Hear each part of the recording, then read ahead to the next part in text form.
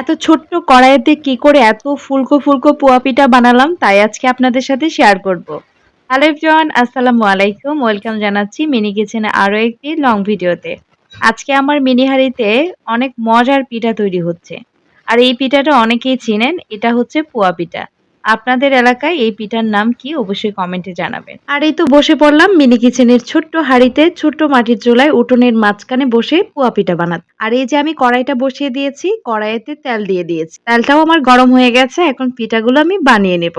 এই পিঠাটা কিন্তু অনেকেই অনেক উৎসবে তৈরি করে থাকে। বিশেষ করে আমাদের ঈদ, ঈদুল ফিতর, ঈদুল আজহাতে আমরা এই পিঠাটা আমাদের অঞ্চলের একটা ঐতিহ্যবাহী পিঠা। নানা উৎসবে এবং বিয়েতেও এই পিঠাটা বেশিরভাগ সময় বানানো হয়। আর এই পিঠাটা তৈরি করতে মূলত যা যা লাগে, চালের গুঁড়া, ময়দা, আটা, সুজি সবকিছু দিয়ে এই পিঠাটা সুন্দরভাবে বানানো যায়। চিনি বা গুড় দুইটা দিয়েই বানানো যায়, তবে আখের গুড় দিয়ে এটা কিন্তু সবচেয়ে বেশি মজা হয়। আর এই যে দেখেন, বলতে বলতে কিন্তু আমার পিঠাটা হয়ে মাশাআল্লাহ, দেখেন পিঠার কালারটা কত সুন্দর আসছে আর কত সুন্দর ফুলেছে, তাই না? আর আমার তো দেখতে বেশ ভালোই লাগছে যে এত ছোট্ট মিনি হাঁড়িতে, এত ছোট্ট মাটির চুলায় আমি এত সুন্দর সুন্দর ফুলকো ফুলকো পুয়া পিঠা বানাচ্ছি। আমি অনেক সময় বড় কড়াইতে যখন এই পিঠাটা বানানোর ট্রাই করি তখন অনেক সময় হয় না বা হতে চায় না বা এরকম সুন্দর করে ফুলে না।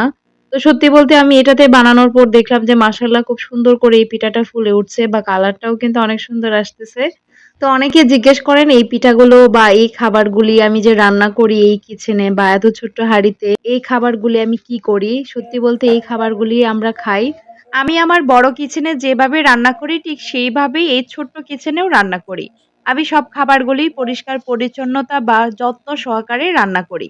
আমার তো বেশ ভালোই লাগে। আমরা খুব আনন্দের সাথেই এগুলি খাই। যদিও অনেক ছোট্ট সাইজের, অনেক ছোট, ছোট হয়, তবুও অনেক ভালো লাগে খেতে। অনেক আনন্দের সাথেই কিন্তু আমরা খাই। দেখেন আর দেখেন বলতে, বলতে আমার অনেকগুলি পিঠা একদম তৈরি হয়ে গেছে। দেখেন পিঠাগুলি কিন্তু খুব সুন্দরভাবে ফুলেছে। আর দেখতেও মাশাআল্লাহ অনেক সুন্দর লাগছে। এত বছর পর আমি যে এই ছোট্ট হাঁড়ি-বাটিতে রান্না করব, তাও আবার সত্যিকারের রান্না করব আমি কখনো ভাবিনি। আর এই প্ল্যাটফর্মে কাজ করতে এসে আমি আমার শৈশবটাকে খুঁজে পেয়েছি। ছোটবেলায় যে রান্নাগুলি আমি করতাম, যে রান্নাগুলি দিয়ে আমরা খেলতাম বা সেই রান্নাগুলি আজকে আমি আপনাদের সাথে শেয়ার করি। এটা আমার অনেক বেশি ভালো লাগে। আশা করি আপনাদেরও অনেক বেশি ভালো লাগবে। যদি ভালো লাগে তাহলে অবশ্যই পাশে থাকবেন লাইক কমেন্ট করে। আর দেখতে পাচ্ছেন আমি কিন্তু আমার মিনি কিচেনে আরো একটি ঘর তৈরি করেছি। যদিও এটা হচ্ছে আমার গরুর জন্য, মানে গরুর খামার যেটা বলে সেটা।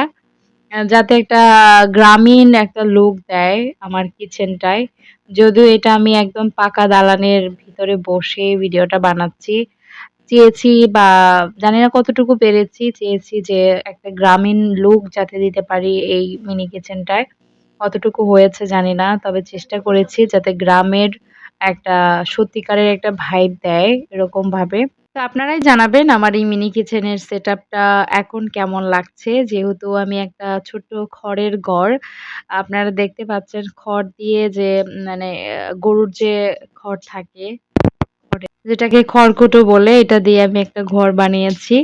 আর আমি পাশেই একটা ২ টা চাল, ধানের, এটাকে আমাদের গ্রামের ভাষায় মোটকা বলে, চাল, ধানের এগুলা রেখেছি। এখানে আমার এই মিনি কিচেনটা নিয়ে আমার অনেক স্বপ্ন। আমি অনেক দূর যেতে চাই এই মিনি কিচেনের ভিডিওগুলো নিয়ে। যদি আপনারা পাশে থাকেন, আপনারা সাথে থাকেন, আমাকে ভালোবাসা দেন, তবেই কিন্তু সম্ভব। তাছাড়া কিন্তু কোনোভাবেই সম্ভব নয়।